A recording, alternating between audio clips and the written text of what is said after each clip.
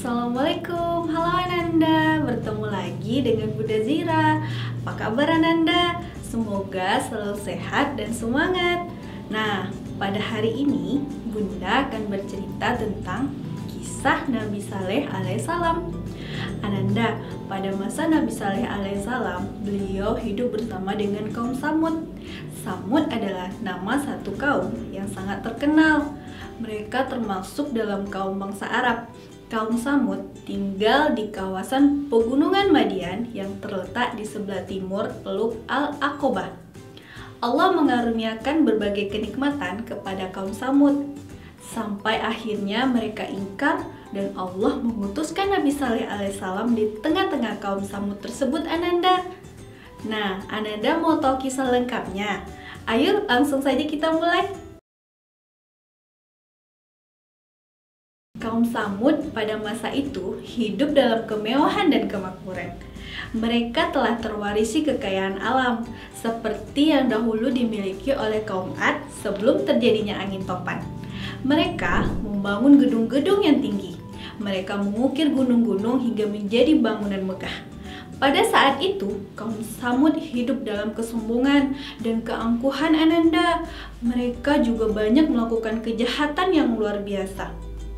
Sehingga Allah kembali mengutuskan Nabi di tengah-tengah mereka, yaitu Nabi Saleh alaihissalam.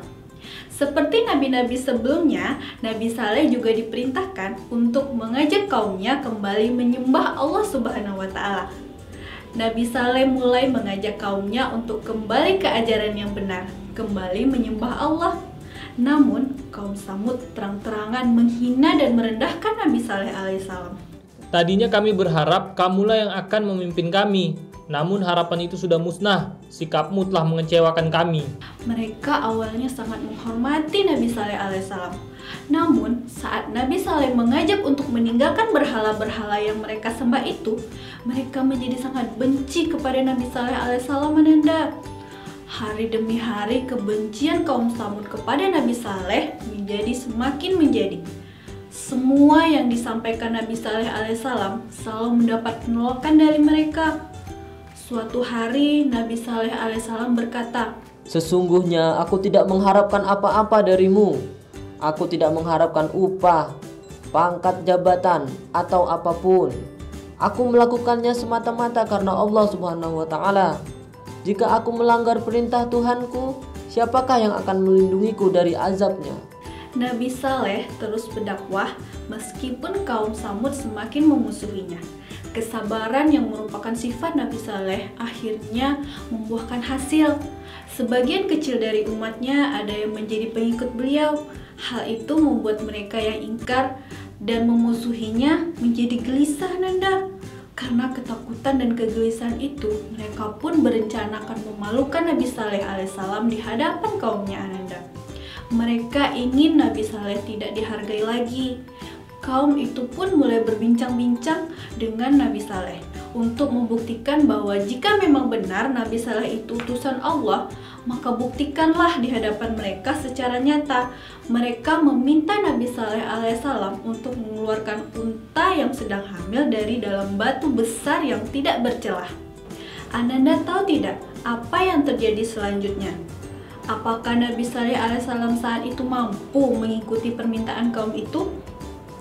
Ya, Ananda, Nabi Saleh alaihissalam langsung berdoa kepada Allah meminta untuk mendapatkan mukjizat itu.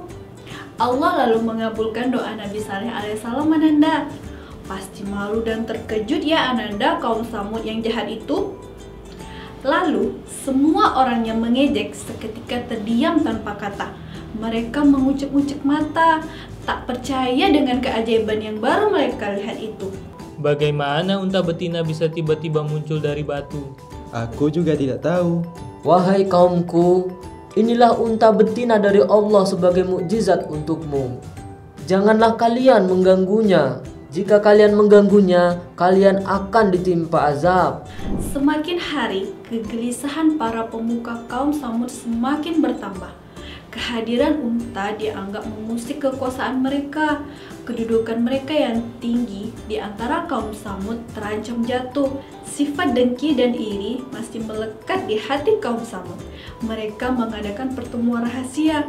Di sana mereka merencanakan tindakan kejahatan kepada unta dan Nabi Saleh alaihissalam. Kita harus menyingkirkan Saleh dahulu baru unta itu. Oh tidak, kita singkirkan dahulu unta betina itu, baru kemudian si Saleh. Bukankah Saleh telah mengingatkan kita azab yang akan Allah berikan jika kita menyakiti unta itu? Hingga akhirnya mereka semua sepakat akan rencana jahat mereka itu. Mereka mengumumkan pada semua orang siapa yang dapat membunuh unta itu, maka akan dapat imbalan berupa hadiah menarik. Hingga menarik perhatian dua orang lelaki yang bersedia melakukan tugas itu. Setelah mendapat bantuan dua orang itu, mereka langsung saja melaksanakan rencana. Dan pada akhirnya mereka berhasil membunuh unta itu. Hingga pada akhirnya berita kematian unta itu sampai ke telinga Nabi Saleh alaihissalam. Dengan perasaan sedih sekaligus marah kepada kaumnya, Nabi Saleh pun berkata, Sesungguhnya aku telah mengingatkan kamu bahwa Allah akan menurunkan azabnya kepada kamu jika kamu mengganggu unta itu. Sekarang tunggulah, azab yang telah Allah janjikan akan segera tiba. Ancaman yang telah Nabi Saleh sampaikan tidak membuat kaum Samud itu takut. Mereka semakin menjadi-jadi Ananda. Mereka bahkan masih akan melakukan rencana berikutnya, rencana untuk membunuh Nabi Saleh alaihissalam. Bahkan keluarganya sekaligus Ananda. Malam itu secara sembunyi-sembunyi mereka mendatangi kediaman Nabi Saleh alaihissalam. Allah pun mengetahui niat jahat mereka Ananda.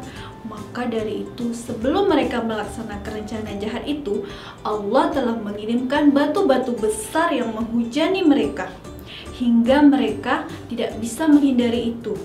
Tak lama nyawa mereka pun melayang karena hujan batu itu mengenai kepala-kepala mereka. Nah, Ananda, dengan bantuan Allah, maka selamatlah Nabi Saleh alaihissalam beserta keluarganya dari niat jahat kaumnya itu. 3 hari telah berlalu, tiba saatnya azab yang telah dijanjikan Allah itu datang. Namun selama 3 hari sebelum tiba waktunya itu, kaum Samud sudah menerima tanda-tanda azabnya. Di hari pertama ketika bangun di pagi hari, mereka mendapati wajah dan tubuh mereka berwarna kuning. Kemudian di hari kedua juga sama, mereka mendapati tubuh mereka berubah menjadi warna merah. Lalu keesokan harinya lagi, mereka melihat wajah dan tubuh mereka berubah lagi menjadi warna hitam Ananda. Kini tibalah waktunya Allah menurunkan bencana alam di tengah kaum Samud. Langit mulai menggelegar, kemudian terjadilah gempa yang sangat dahsyat. Dalam sekejap mereka semua menjadi mayat. Tak ada yang selamat dari mereka Ananda. Namun Nabi Saleh alaihissalam dan pengikutnya telah dilindungi oleh Allah hingga selamat dari gempa itu. Wahai kaumku, sungguh aku telah menyampaikan amanah kepadamu, tetapi kamu tidak mau mendengarkan.